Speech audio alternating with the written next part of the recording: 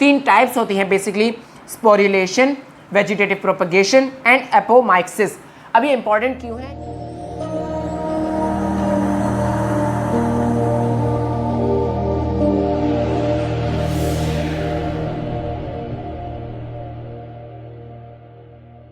Assalamualaikum everyone, my name is Anas Hashim and today we are going to talk about chapter number 4 that is reproduction. So chapter थोड़ा सा बड़ा है लेकिन हम कोशिश करेंगे कि इसमें इंपॉर्टेंट टॉपिक्स को ही डिस्कस करें ज़्यादातर और साथ ही साथ इसको ब्रीफली लेकिन बहुत अच्छी तरीके से पढ़ें। अब अच्छे तरीके से पढ़ने के लिए क्या करते हैं, इस चैप्टर को 4 हिस्सों में डिवाइड कर देते हैं। इस चैप्टर में मेनली 2 तरह की रिप्रोडक्शन की बात हो रही है। Number 1 is sexual reproduction and another one is asexual reproduction. So अगर हम देखें सेक्सुअल रिप्रोडक्शन क्या होती है, सेक्सुअल रिप्रोडक्शन कहते हैं द टाइप ऑफ रिप्रोडक्शन जिसमें इन्वॉल्व हो गैमेट्स। पहले ये समझना ज़रूरी है कि रिप्रोडक्शन क्या होती है। रिप्रोडक्शन कहते हैं हम न्यू लाइफ को, ठीक है, यानी उस प्रोसेस को जिसकी वजह से न्यू लाइफ आती है। न्यू लाइफ को नहीं कहते, वो प्रोसेस जिसकी वजह से न्यू लाइफ आती है उसको हम कहते हैं रिप्रोडक्शन। यानी कि पेरेंट्स से ऑफस्प्रिंग जो आते हैं, ठीक है, यानी कि जो नस्ल चलती जा रही है, ठीक है, तो उसके लिए जो प्रोसेस होता है उसको हम कहते हैं रिप्रोडक्शन। और जो न्यू लाइफ आती है, जो नया ऑफस्प्रिंग बन के आता है, उसको हम कहते हैं प्रोजेनी, ठीक है। अब ये प्रोजेनी की जो टर्म है वो आगे बहुत यूज़ हो रही है तो आपको ये याद होनी चाहिए। प्रोजेनी कहते हैं न्यू ऑफस्प्रिंग को। नाउ सेक्सुअल रिप्रोडक्शन क्या होती है और एसेक्सुअल रिप्रोडक्शन क्या होती है? सेक्सुअल रिप्रोडक्शन हम कहते हैं वो टाइप की रिप्रोडक्शन जिसके अंदर इन्वॉल्व हो गैमेट्स। गैमेट्स के साथ साथ इसमें इन्वॉल्व होते हैं पेरेंट्स, मदर एंड फादर। क्या होता है इसमें, मेल और फीमेल के जो गैमेट्स होते हैं वो आपस में फ्यूज़ होते हैं और बनाते हैं एक न्यू आपके पास सेल जो कि कहलाता है जाइगोट, ठीक है। वो जाइगोट क्या होगा, आगे जाके मल्टी सेलुलर ऑर्गेनिज्म बनाएगा, मल्टी सेलुलर, ठीक है, और उसे हम कहते हैं अडल्ट या फिर ऑफस्प्रिंग। तो ये प्रोसेस जो होता है उसे कहते हैं हम सेक्सुअल रिप्रोडक्शन। एक बात याद रखना ज़रूरी है, इसमें जो नंबर ऑफ क्रोमोसोम्स होते हैं वो होते हैं हाफ। लेट्स से अगर 2 क्रोमोसोम्स होने चाहिए टोटल, तो इसमें होते हैं हाफ, 1 और 1, और ये मिलकर बनाते हैं 2। तो इसमें ये हाफ जो बनकर आता है, ये बनकर आता है आपके पास आफ्टर मियोसिस। तो ये चीज़ें जो हैं छोटी छोटी बातें, लेकिन ये याद होनी चाहिए कि गैमीट्स जो हैं वो आफ्टर मियोसिस बनते हैं। मियोसिस में क्या होता है आपके पास, मैंने अभी पढ़ाया तो नहीं है ये वाला टॉपिक, लेकिन आगे जाके पढ़ाऊँगा, लेकिन आपको नॉलेज ज़रूर होगी कि माइटोसिस और मियोसिस में मेन फ़र्क यही होता है कि मियोसिस में जो सेल्स बनते हैं उनके अंदर क्रोमोसोम्स जो हैं वो हाफ होते हैं पेरेंट्स के मुकाबले में, यानी ओरिजिनल के मुकाबले में, जबकि माइटोसिस में जो न्यू सेल बनता है उसके सेम नंबर ऑफ क्रोमोसोम्स होते हैं। तो मियोसिस के बाद जो गैमेट्स बनते हैं वो गैमेट्स आपस में मिलते हैं, यानी कि मेल का और फीमेल का मिलता है और बनाता है एक सेल जिसको हम कहते हैं जाइगोट। जाइगोट जाके डिवाइड होकर बनाता है मल्टी सेलुलर ऑर्गेनिज्म जिसको हम कहते हैं ऑफस्प्रिंग या फिर प्रोजेनी या फिर कोई एडल्ट फॉर्म, ठीक है। एसेक्सुअल रिप्रोडक्शन में क्या होता है, ज़ाहिर है गैमेट्स शामिल नहीं होते हैं, उसमें ना गैमेट्स होते हैं ना मेल और फीमेल की ज़रूरत होती है। उसमें एक ही पेरेंट जो है वो डिवाइड होकर एक न्यू ऑर्गेनिज्म बना लेता है और इसे हम कहते हैं एसेक्सुअल रिप्रोडक्शन।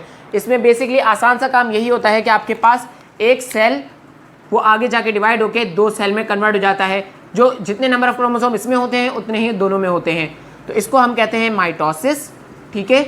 और ये जो टाइप माइटोसिस हुई है और ये सिंगल सेल में हुई है तो इसे कहते हैं हम एसेक्सुअल रिप्रोडक्शन जिसमें गैमेट्स इन्वॉल्व नहीं है। सो अब आपको समझ आ गया होगा इस चैप्टर के 2 बड़े मेन कंपोनेंट्स कौन से हैं, सेक्सुअल रिप्रोडक्शन का पार्ट और एसेक्सुअल रिप्रोडक्शन का पार्ट।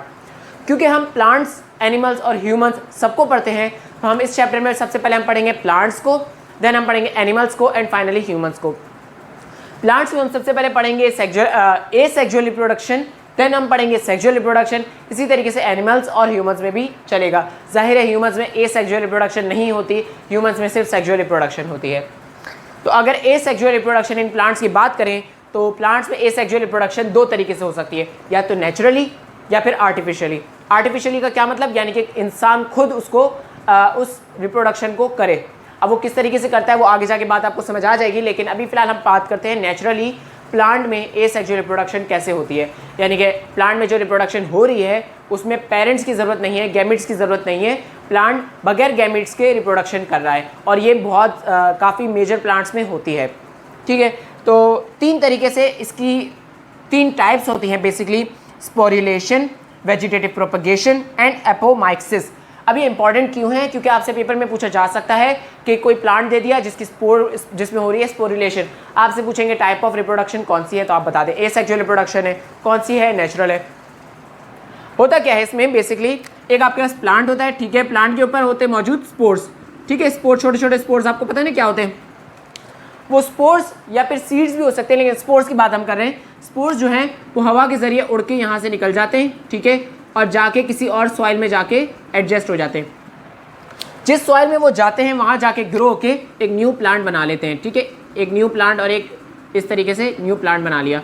इस टाइप की रिप्रोडक्शन को हमने क्या कहा है, एसेक्सुअल रिप्रोडक्शन, जो कि होती है थ्रू स्पोर्स, या प्रोसेस को कहते हैं स्पोर्युलेशन। बहुत आसान चीज़ है, इसमें कुछ मुश्किल नहीं है।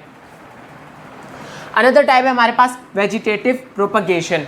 वेजिटेटिव प्रोपगेशन में क्या होता है, बेसिकली आपके पास जो प्लांट होता है, ठीक है, उसके पास रूट्स हैं और उसके पास शूट या फिर स्टेम है और उसके पास लीफ है।